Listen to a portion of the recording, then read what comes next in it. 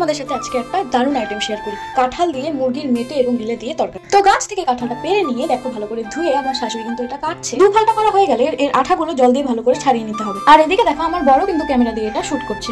তো তারপর এটাকে পিস পিস করে কেটে ভালো করে ছুলে নিয়ে এটাকে ছোট ছোট পিস করে কেটে নিতে হবে। পিস করা হয়ে গেলে এটাকে প্রেসারে দিয়ে ভালো করে সেদ্ধ করতে হবে। তারপর মাংসগুলোকে ছোট ছোট করে পিস করে কেটে নিয়ে এটাকে রাখতে হবে। আর এদিকে দেখো এখানে লঙ্কা, গোটা জিরে, আদা, রসুন এবং পেঁয়াজ কুচি দিয়ে ভালো করে মশলাটাকে করে নিতে হবে যাতে পুরো মিহি হয় এরকমই। আর ওদিকে একটা টমেটো, আলু, পেঁয়াজ, রসুন আলাদাভাবে রেখে কাঁঠালটা সেদ্ধ হয়ে গেলে একে নামিয়ে তারপর কড়াইতে পেঁয়াজ এবং জিরে ফোড়ন দিতে হবে। তারপর কড়াইতে সব আলুগুলো দিয়ে দিতে হবে এবং ভালোভাবে ভাজা হয়ে এলে তাতে সেই মাংসগুলোকে দিয়ে দিতে হবে। একটু ভালো করে মিশিয়ে নিয়ে এটাতে একটু মশলা, একটু হলুদ গুঁড়ো দিয়ে এটাকে ভালো করে লাল লাল করে এরকম ভাবে ভেজে নিতে হবে। এদিকে কড়াই গরম হয়ে এলে এটাতে জিরা, তেজপাতা এবং পেঁয়াজ কুচি ফোড়ন দিয়ে তাতে সব টমেটোগুলো দিয়ে ভালোভাবে ভেজে যে কাঁঠালগুলো রেখেছিলে সেই কাঁঠালগুলোর জল ভালো করে ছেঁকে নিয়ে সেই কাঁঠালগুলো কড়াইতে দিয়ে দিতে হবে। ভালোভাবে নেড়ে চেড়ে তাতে ওই যে বাটা মশলাটা ছিল সেই বাটা মশলাটা দিয়ে দিতে হবে। পরিমাণ মতো হলুদ, স্বাদ মতো লবণ দিয়ে এটাকে আবার ভালো করে নেড়ে চেড়ে কষিয়ে একটু চিনি দিয়ে আবার কষিয়ে ভেজে রাখা মাংসগুলো দিয়ে দিতে হবে।